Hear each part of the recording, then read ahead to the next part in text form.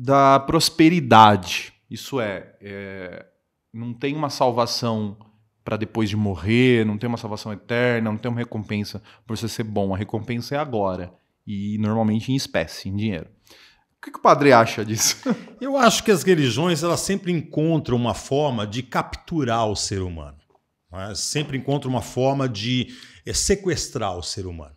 Não é? Então, o cristianismo clássico encontrou uma forma. Não é? Então, ou você se converte para o catolicismo, por exemplo, ou você não será salvo, você será condenado. Ou então aquela máxima, né? Jesus Cristo morreu por você, hein? Então, você tem uma dívida com esse Jesus Cristo. Né? Na verdade, Jesus Cristo não morreu por nós. Jesus Cristo morreu porque ele foi coerente com a sua prática de vida. E aí, então, ele morreu porque ele foi contra o Império Romano, ponto final. Mas existe aquela máxima. Então, a religião sempre cria uma artimanha para te capturar e para dizer assim, puxa vida, eu tenho que pertencer a essa religião.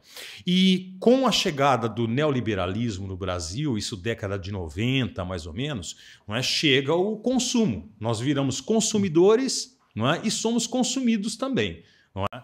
E as religiões acabaram entrando por esse caminho, não é? Por esse viés. E aí qual foi a artimanha que a religião criou para capturar seres humanos? Não é? Poxa vida, vem, tenha fé, porque aí você vai ter dinheiro. Vem, tenha fé, porque aí você vai para o culto de BMW, não mais de ônibus. Isso é maravilhoso. É engraçado que eu escutei um político falando sobre isso esses dias, um político inteligente, né, no caso, mas ele falando assim que a gente substituiu a nossa referência de felicidade, que antes tinha uma questão espiritual, familiar, e nós estamos transferindo a nossa felicidade para o ter. Assim, o jovem hoje ele é feliz se ele ter um iPhone, o jovem é feliz se ele tiver o tênis, se ele conseguir consumir certas coisas. Então a nossa felicidade hoje é possuir e não mais ser, né? E não mais e é muito isso que você está falando, né? E quando o senhor fala sobre o exemplo de Jesus, que assim, Jesus foi morto porque se manteve coerente com com o que acreditava, o que ele achava melhor para ele e para os seus, né? Mantendo coerente. A gente vê muita diferença agora, né? Que assim, as pessoas, além, eu acho que pode chamar isso de egoísmo, né? Pensando só, vai para onde o vento está soprando mais forte, né? Que é mais fácil, e não mantém as suas posições. Doa o que doer, né? Isso é preocupante. Muito legal ver o senhor falando sobre isso. Me dá um alívio. Tá? Eu queria falar sobre teologia da libertação. Ela foi retirada totalmente da Igreja Católica. Começou no México, né? É isso. Ela começou no México, veio para cá. Tem um padre que eu sou apaixonado, assim, é o Júlio Lancelotti. E ele é ainda um precursor. Reminiscente da teologia da libertação. Não, a teologia da libertação, na verdade, ela vai ter o seu início na Europa. Não é? Então, são padres que vão estudar, principalmente na Alemanha, na Bélgica, na Holanda.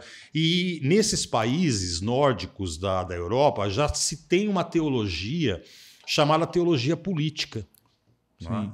Eu estudei, por exemplo, na Ludwig Maximilian, foi onde o Boff estudou. O Boff fez seu doutorado ali, nessa universidade.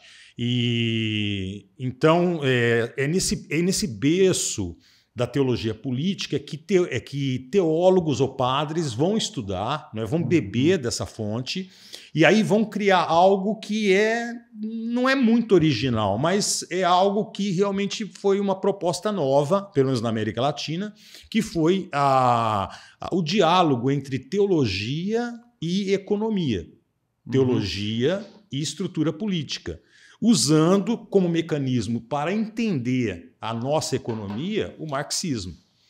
Então, daí surge a teologia da libertação. O Gustavo Gutierrez é o pai da teologia da libertação, né? O primeiro a escrever um livro com o título Teologia da Libertação. Depois vieram outros, como Boff, por exemplo. E hoje a teologia da libertação, infelizmente, ela acabou, né? Ela foi reprimida. João Paulo II, ele foi o cara que pisou no freio na Igreja Católica, né? A Igreja Católica, na década de 80, sinalizava mudanças. Porque a teologia da libertação não sinaliza muito atender o que Jesus ensinou, tipo assim, a questão de conviver com os mais humildes, de organizar essas pessoas mais humildes para dar força a elas e fazer com que elas tomem o seu lugar que é de direito. Sim, sim. A teologia da libertação vai resgatar algo que é a essência. Tá? O que o Cristo pregou, afinal de contas? O Cristo pregou o reino de Deus. Um reino de Deus que é uma realidade onde todos, sem exclusão, tenham vida e vida em abundância. Tá? Então, essa é a pregação de Jesus, ponto final. Não existe mais nada que isso. É o reino de Deus que deve acontecer no aqui e agora, e é uma realidade onde todos tenham vida e vida em abundância. O que a teologia da libertação fez ora, como a gente concretiza isso? Quem está mais... Onde deve surgir o reino de Deus? Sim. É claro, onde há mais necessidade. É na favela, nos moradores de rua. Deus assim tem culpa nas pessoas passarem fome? Claro que não. Claro que não. A partir do momento que o ser humano surge na existência, com razão humana, Deus perdeu a liberdade.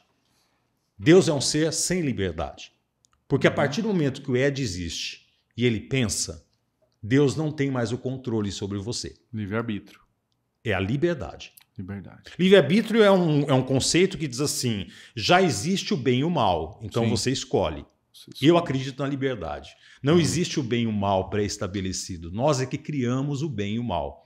Há determinadas culturas em que aquilo que nós chamamos de bem é o mal. E o mal, que nós chamamos, é um bem. Né? Então, na Grécia Antiga, por exemplo, como é que o professor agia com o aluno? Ele tinha um relacionamento íntimo com o aluno. Ele não só transmitia conhecimento a esse menino, não é? Mas ele tinha um relacionamento íntimo e ele ensinar esse menino a ser um homem. Por incrível que pareça, pedofilia. Para nós é um crime. Na Grécia Antiga, isso era um bem. Os pais escolhiam o professor, não é? Para o seu menino. Não é? E os exércitos também. O grande exército de 300 de Tebas, por exemplo, não é? Eram só de homens que se relacionavam com homens.